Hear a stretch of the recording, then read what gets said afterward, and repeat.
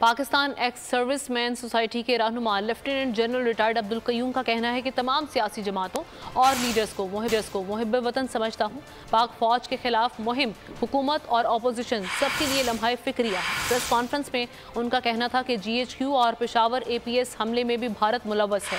بھارت نے آج تک پاکستان کا وجود تسلیم نہیں کیا۔ پاکستان کی سلامتی کے لیے افغانستان میں بھارتی تسلط بڑا خطرہ ہے۔ پاک فوج کے خلاف مہم ہائیبرڈ وار فیئر کا حصہ ہے۔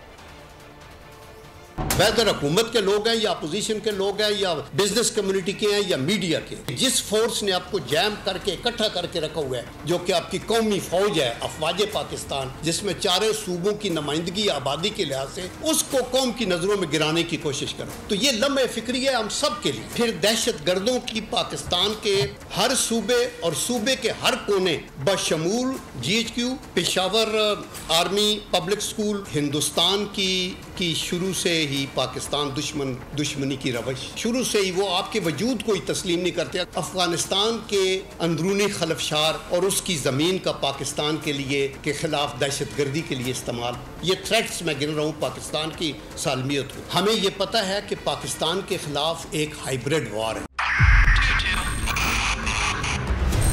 موبائل لون اپلیکیشن سے قرض لینا عوام کے لیے عذاب بن گیا۔ سود کی زیادتی اور دھمکیاں، شہری نے اپنی جان لے لی۔ بول نے دیا اپنے عوام کا ساتھ، اٹھائی اس اسکیم کے خلاف آواز۔ جو ہے لون دینے کے حوالے سے فراڈ بن رہی ہیں اور لوگوں کی زندگیوں سے اور ان کی عزتوں سے بھی کھیل رہی ہیں۔ تو میں یہ سمجھتا ہوں یہاں پہ دو تین بڑی اہم چیز ہے۔ یہ ہے کہ ایسی ایپس جو کہ ایکسیس پرووائڈ کر دیتی ہیں ٹو دی کانٹیکٹس اور اس کے علاوہ ٹو دا گیلری۔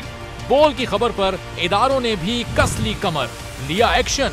بول کی کاوشیں برابر ثابت ہو گئیں۔ آن لائن قرض مافیا کے گرد گھیرا تنگ ہو گیا ہے، کیونکہ بول ہے پاکستان کا نمبر 1 نیوز چینل۔